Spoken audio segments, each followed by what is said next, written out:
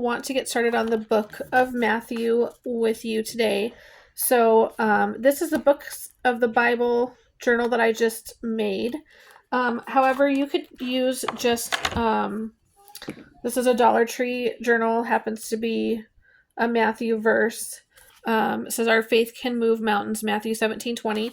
What I did was I wrote on the spine Matthew as well. So this is going to be any notes that I want to jot down that I'm not sure if I want in my actual Interleaved Bible. So let's get started. So what I wanted to show you, and I wanted to do this where I could record my computer screen, but life happens and it's not working. So I've been working on it for like an hour and a half and I can't seem to get it to connect. So we're just going to do it this way. So I'm on my phone, but I'm going to turn around and see if you can see my screen. So what we're going to use to study together today is BibleRef.com. And so when you pull this up, it'll default, it looks like, to NLT. I think it defaulted to ESV earlier, though. I'm sorry. Yeah, it defaulted to ESV earlier. So I changed it to NLT, but you could choose any translation in there that you'd like. So there's ESV, NIV, NASB, CSB, NLT, KJV, and NKJV. If you're not sure which one you want, I would recommend starting with NLT. It's very easy to understand. And then we're going to select the book of Genesis. And what it'll do is over here, it'll give you an overview. So see how it says it's a law book, the author, audience, all those things. So that's what we're going to record in our, turn this back around. We're holding this up by a stack of books. And this is why I didn't want to use this, because you get to see all of my storage stuff up there, but that's okay. So in our books of the Bible, we're starting with the New Testament just because it might be a little bit easier for not only myself, but someone who's new to studying the Bible. It's easier than sometimes starting in the Old Testament. So if you have this journal, if you get it on Amazon, number one, you can color the front however you like. And then inside, you'll see that it does start with the book of Genesis, and they go in order. It just says really small right there, Genesis. And then, but the information on the back, on the bottom, also is for Genesis. So I just flipped to Matthew, and we're going to get started there. So on the top, you get to record Matthew larger, and then you fill in the blanks here. So we're going to just use this BibleRef.com. It's a free resource if you don't have a study Bible that includes the book overview. So I'm going to write up here Matthew, and then the author is Moses. It says Moses is the traditional author of this book. I don't want Genesis. Silly. I want Matthew. Good thing I haven't written anything besides Matthew yet, huh?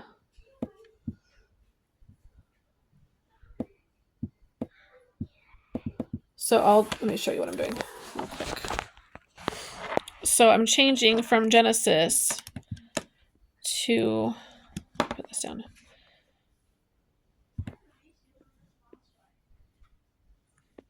to Matthew. So there's a little line indicating that that's the New Testament. So when I do that, it changes all the chapters that you can go through.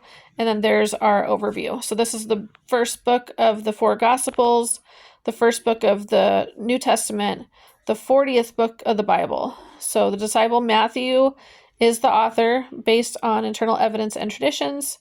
And it goes on to explain that. So we're going to put this back up so we can continue writing, in our journal.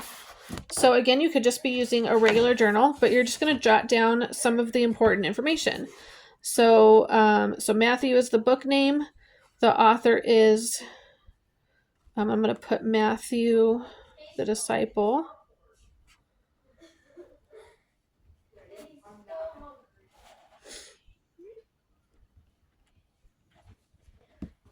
His audience, it says, it was written for all people, but its focus is highly on Jewish. So we're going to put focused on Jewish, but written for all. And then let's see, the date written, if we scroll down here, it says many dates have been suggested for Matthew. However, the most likely date falls after the writing of Mark, which is early to mid AD 60s, yet prior to the fall of Jerusalem in AD 70. The catastrophe is spoken of as a future event in Matthew, making it most likely time period approximately AD 62 to 69. So I'm going to put approximately, so APPROX is usually how I write it, and then 62 to 69 AD. And then the purpose is, let's see if it has it in here as written as purpose. So it's saying that Matthew is one of the longest books in the New Testament with 28 chapters. They're often divided into 7 sections. The first major section consists of chapters 1 through 4, covering the genealogy of Jesus, his birth in 18 through 23, his baptism in Matthew 3, 1 through 17, his temptations in Matthew 4, 1 through 11, and his early ministry in Matthew 4, 12 through 25. So the second section covers chapters, let's see, third section, fourth section, fifth, seventh. Let's see if it has purpose. Nope. Okay. And that's okay. So we're going to leave it blank for now. So then it says key verse or verses, and it gives you a list. So let's look at that together really quick. So two. You got to hear Chris coughing last night and now my son. So all I'm doing is scrolling this summary part right here. So we've got the book type, the author,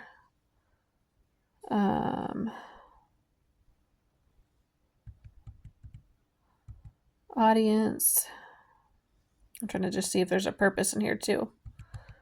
We read that. Okay, so there's the overview, second, third, fourth, fifth section, all that. All right, so now it's saying key verses. And so I'm just going to pick my favorite in there. Let's see.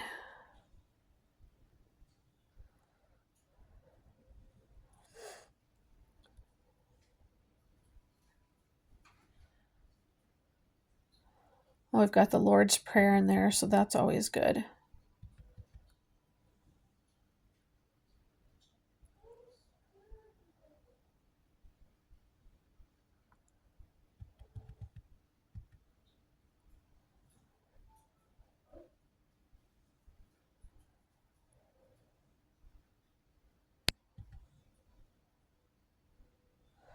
So this one says, Matthew 22, 37 through 40.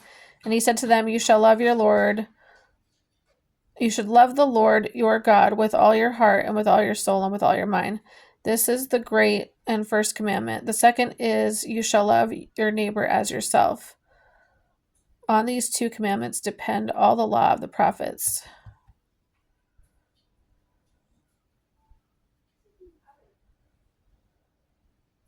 Oh, there's some really good ones. So I don't think I'm going to make you wait while I choose one. For now, I want to hold on to that thought and let's continue looking at journaling page. So we had the book name Matthew, the author, the audience, the date written, and then we have the purpose here. Significant events during this time, key verse, details like the category, which I think it said on the top. Maybe it didn't. It said gospel. First of the 4 gospels, first book of the New Testament, 40th book of the Bible. So let's look on to, because I wanted to see if this one had everything I wanted. Let's go look at another resource. So that was BibleRef.com. Let's go look at one and see what else they have. So a long time ago, I made this Bible study document. So if you don't even have a pencil and paper, or if you would prefer to study digitally, you can, this document, for example, I think is already like 38 pages. And all I did so far, for the most part, was copy and paste this list from, this is BibleVise.com. Is that right? And then I searched up the 66 books of the Bible. And if you scroll down here, let's see, you'll see that it gives you the 66 books. But what I want, number one, is to close the ad. And then two, do you see where it says Genesis, author, Moses, year written, and then genre, the law? Let's see if it has any more information that we're needing for Matthew. Oops.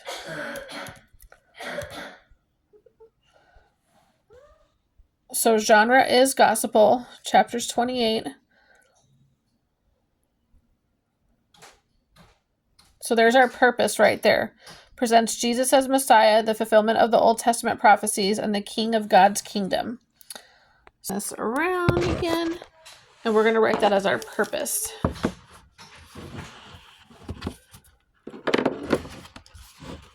So purpose presents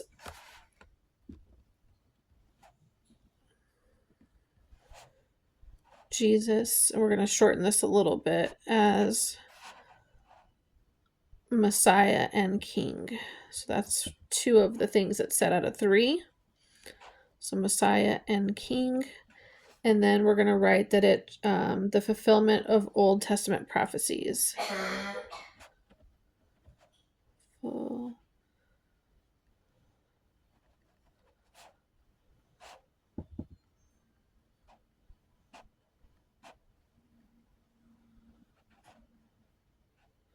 Now you can buy books or Bibles that have these summaries in them. What I like about writing them out myself is I tend to learn them better. So that's part of why I like doing this.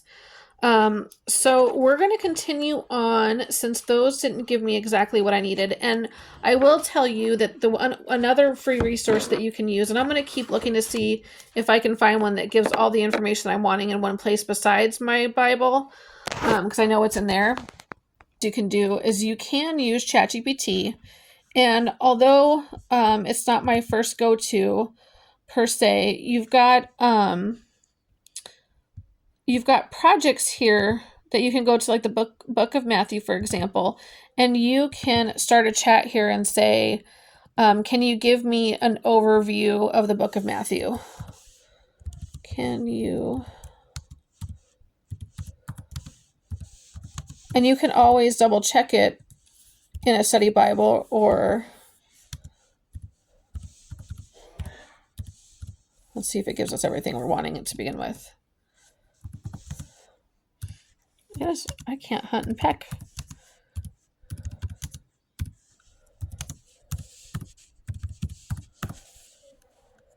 Okay. So let's see what it says. There's your author, your date written.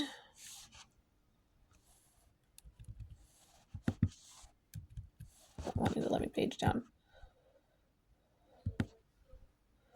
There's your audience, key theme.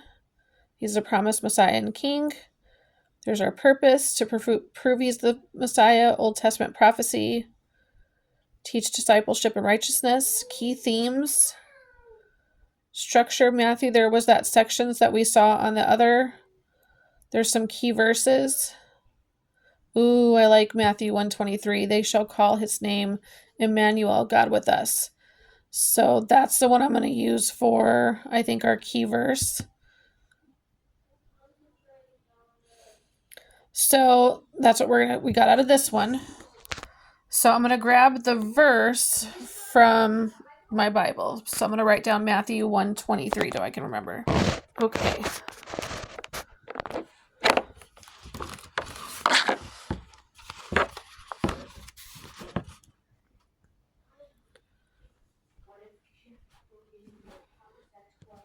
Okay. So our category was gospel. And we're going to keep going here. So, I'm going to show you a couple other things I've got with me. One is if you subscribe to our newsletter that I'm just launching now, on the link in the video, you'll get this free study method guide. And then we're going to move into, if you watch the video from yesterday, I showed you my Bible study library. So let me pull this out again. And so this is my favorite study Bible. This is where we're going to get all the information that I do want to put in my notes here. So I'm going to go ahead and open this up. And like I said, I was really hoping we could find it on that Bible ref, because I had glanced at it earlier and it looked really good. But I know in here, if we go to the book of Matthew, it has everything we need. So it goes right down the side. It's called the Vital Statistics. It says purpose, original audience, date, written, setting, key verse, key people, key places. So it has everything we're going to want. So for lack of taking up too much of your time, I'm going to try and do some of this quick. And then we're going to turn to the back page so I can show you what you can do with the back page. So our setting is Matthew was a Jewish tax collector who became one of Jesus' disciples. The gospel forms the connecting link between the Old Testament and New Testament because of its emphasis and the fulfillment of prophecy. Well, that doesn't really tell us where, huh? I thought setting... Oh, okay. Well, we'll see. Oh, here we go. Key places. So that's what I would put under setting. Maybe I don't know. We're going to put... where written. Never mind. See how silly I am? It's been a very long day, by the way. Okay. So setting, we're going to say Jewish tax collector becomes disciple.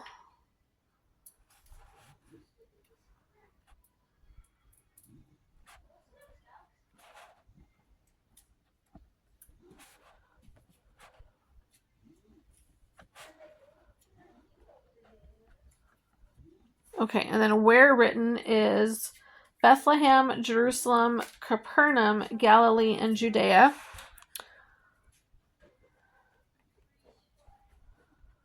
So Bethlehem,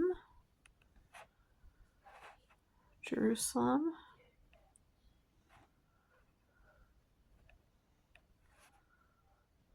Capernaum,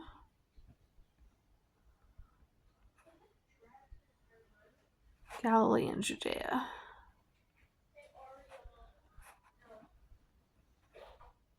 Judea. Okay, so more key verses is on our list. Key people. So Jesus, Mary, Joseph, John the Baptist, the disciples, the religious leaders, Capernaum.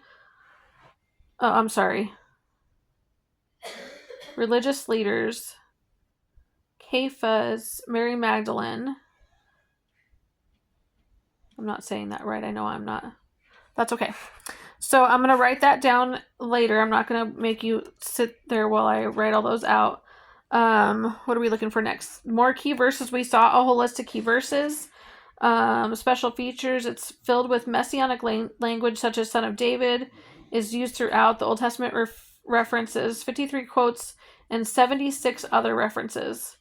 The gospel was not written as a chronological account. Its purpose was to present clear evidence that Jesus was the Messiah and Savior.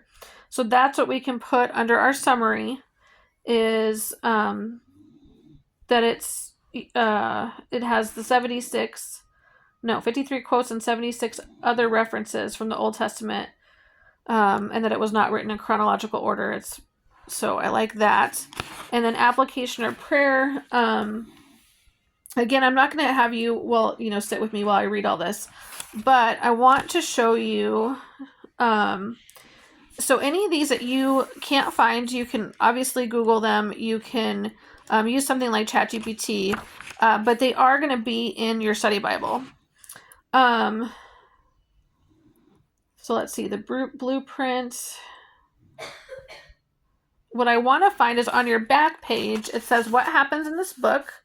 So that's where you can read this summary of Matthew, because in a Bible like this, for example, it is, let's see, where does it start? Your reading starts on the next page. So it has 2.5 full pages of just a summary. And then it has the key places too. So this is your next page of the summary. So it goes from, like, this is just the part that I was reading. So that fills out almost your whole entire front summary in this journal right here. So that front page, almost all the vital statistics is what you're looking for. So as you read this, you can talk about what's in the book, what do we see about God in the book, and what do we see about Jesus. So what I think I'll do is I'm going to show you what else I'm going to do throughout my study, and then I can post photos of my journal as well as my anything else that I do. I'm going to have notes in here, for example, in my little Matthew journal that I have. So what I did is I already started putting all the resources that I've used so far, and then I'll leave this page for like resources, and then I can come in here and write anything, like these would be really good for like devotionals, something that you don't want to necessarily use as study material, because let me show you how the purpose essentially is, again, me writing everything down, right? Versus just reading it and forgetting it. For me, it helps to write things down. So although I have all of this information in this study Bible, number one, having the key statistics down this way and then reading this, and then it jumps to another thing. And then, like, this is a great setup. There's a timeline across the top. And then you've got this, but the reading starts here, like your Matthew chapter 1 verse 1 starts here, and then it goes into like explanation or summary and commentary, and then it continues here, and then you have more explanation, or commentary down here, and so it kind of jumps around a little for me, so it helps me organize it in a way that's going to help me remember it and study it again later. So what I will end up doing is, in this Bible, once I've taken my notes and I've decided what all I want to write in here for, like, this is going to be my forever and ever and ever, my entire, all the things I study and want to remember, but not necessarily like anecdotal sermon notes. Like, those have a place in my sermon note journal, or, if I take a devotional and I write something down from it, I can write it in my little Matthew journal, versus writing it in here, where this is going to be my key, like, study stuff in my Interleaved Bible. So when I go to the book of Matthew, you can see that it has a blank page and then the book of Matthew. So up here, I can probably write my summary for the book itself. And then over here, my thought currently is this half of the page will go with this half over here. This half I can take notes over here. And we can color coordinate and different things, so that way you know what goes with what. But the other thing I can do is, instead of taking up too much room rewriting this summary, I can take it right out of this journal and I can glue it right into my Bible right there as a tip-in. So I'll kind of show you what I mean here, but that's my current thought, is that once I have all my notes written down, then I can archive this in there too, and I have everything I want in a snapshot. So my goal is to record in here things that or in addition to this overview, right? So, or on the commentaries and things.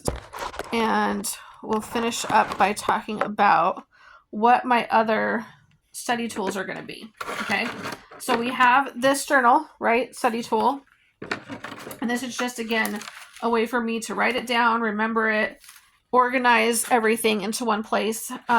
You've heard me mention Faith Womack, and what she did with her Interleaved Bible is she took one like this, a study Bible, but not this one, that she had that had 1-page summaries, and she glued all those in.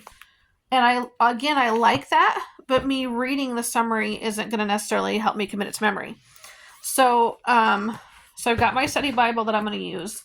I've got my journal. I've got my Books of the Bible journal. Then the next thing I'm going to do is double check my KJV. This is a prayer mapping Bible, so this isn't necessarily going to have any extra information, but I'm going to check. So when I flip to Matthew, which I should already have, you can see that, hey, guess what? It does have an introduction up here. So I can read through this and see if there's any more information that can fit into my journal, and any more information that can go into my Interleaved studies. So I'm going to use that. And then the next thing I'm going to look at is the New Testament commentary. This is, again, the Bible Knowledge Commentary. Very beginner friendly. Lots of great information. So since it's a New Testament, Matthew's going to be right up front. Okay, and so you're going to see here that it has an introduction before it starts. Let me see where. Okay, so on page 18, it looks like is where the commentary on verse by verse starts. And it has a great map in here. So back on page 13, so you've got 5 pages of introduction that I can read here in summary before it goes into that verse by verse commentary. Okay, so I'm going to read through that and see what other things I want to include in my notes. So this is that in-depth study, right? And this is going through my library book by book to see what I want to compile into my Interleaved Bible. Okay, so then we have the Bible Dictionary. So the Bible Dictionary, I go to Matthew. This one I already know is going to tell me the meaning of the name of Matthew, because I looked this up, and it says gift of Yahweh. It's over here. And then it says see apostles. So when I go to apostles, which I should have already bookmarked as well, but I just stopped there and figured we would do this together. Okay. TLE. Apostles, a term generally applied but not exclusively in the New Testament to the 12 men chosen by Christ to learn of him and then bear witness of him to the world. By the way, apostles means messengers. They were Simon, also called Peter, brother of Andrew, the son of Zebedee, James and John, Philip, Bartholomew, also called Nathaniel, Matthew, also called Levi, Thomas, James, son of Alphaeus, Judas, son of James, also called Thaddeus, Simon the Zealot, and Judas. So it gives you the verses that you find that in Matthew, Mark, Luke, and Acts. Most of them were Galileans. They were especially close to Jesus, Peter, James, and John, and were with Jesus on several key occasions on the Mount of Transfiguration, the Garden of, I'm going to say it wrong, nope, we're not even going to do it. Just the garden. Judas, after his betrayal of the Lord and his suicide, was replaced by Matthias. Paul, Barnabas, and others are also called apostles in Acts and Romans and Galatians. So that's a lot of really good information about the apostles, right? So I'm going to use this as well. This was the last book of the library that I showed you on the video, is the Atlas. And so again, I already looked up in the back, and this is something I wanted to write down. That's why I started the resources. It starts on page 178 is where the book of Matthew's, it says that when you look at the back, sorry, let me back up a little bit. When you look at the back and search Matthew, I'm so sorry. My poor little guy, I need to go give him some more cough medicine. My husband's in the back room coughing too. It's like almost a contest in there. Okay, so when you look at Matthew, it says page 178, 179, 181. And then it talks about Jesus' birth on 172, 74. And then, so that's what I want to write down in my resources, is what pages I used. And also one of the suggestions that Faith has is she wished that she would have started citing her sources in her journaling in her Interleaved Bible a long time ago. So the last thing that I want to add to my library today, I have these stacked up, so after I go through them for the book of Matthew, I can put it over there. And then tomorrow I'm going to study chapter 1 of Matthew. And so we're in April right now. If you're following along, you can do a chapter a day for each day, starting April 3rd, and you'll have finished the book of Matthew by the end of April. So, but this one's the Harmony of the Gospels. I actually was just gifted this, and it is a thrifted book. So, she's got I'm going to leave her tabs because they might work for me really well too. But what this does is it's kind of parallels. This is in the NIV translation, and it parallels the Gospels. So I have never used one of these before. Actually, I don't know if it parallels it as much as it might. Talk about which verses go together, like which ones where it's similar, where it parallels, right? So one of the things I would encourage you to do that I never used to do, I would get it whenever I got a book, right? I'd open it up and you're like, okay, it has your blank page maybe. It has your like title page with maybe the publishers, and then we have like a copyright page, and then your table of contents. So I would never even start looking at all this, right? And then even past that, sometimes there's a foreword or an introduction. This one says preface. So if I would like skip all of this. And so what I found, again, it was some suggestion that I saw, is read the front of your book so you know the intention of it. And this could be like no-brainer for some people, right? But for someone like me who is a skimmer, reading is really, really hard for me when it comes to keeping focus and retention, because my brain just wanders. And so I have to take notes and I have to write things down, which is why I made a journal for that. And I like to have the things structured the same each time. So the journal may not work for everybody. You may prefer a blank page, where I like having some sort of structure. But anyways, if you read this, you'll understand what the author was trying to do in this, and it will help make it make more sense than if you just jump right into the content and you're like, what is even going on here? This almost just looks like a reference page that you'd find in the back of the book. And that's just it, is it's trying to teach you or give you the references of the Gospels. So we're going to add this one to the library. That will be right behind me. I've got still my Old Testament there. This is the 3-in-1 companion that I said I kind of like just the regular Bible dictionary better for this type of study, the Old Testament, and then my journaling Bible. That's more of the creative stuff. So that's back there too. And as I finish my study of Matthew, I can put these up and know where I'm at. So that's it. That's what I'm going to do, is dive really deep for this next, hopefully I'm going to see how long it takes me to, hoping it just takes an hour or less to get everything I want together. And I know as I get like my groove down, it'll go even faster. So thanks so much for joining me as we start using this Books of the Bible journal. The other thing I did do today was I wrote on the spine as well, Books of the Bible, since all of my books that I've written or journals that I've written all have just a white spine. Let me show you.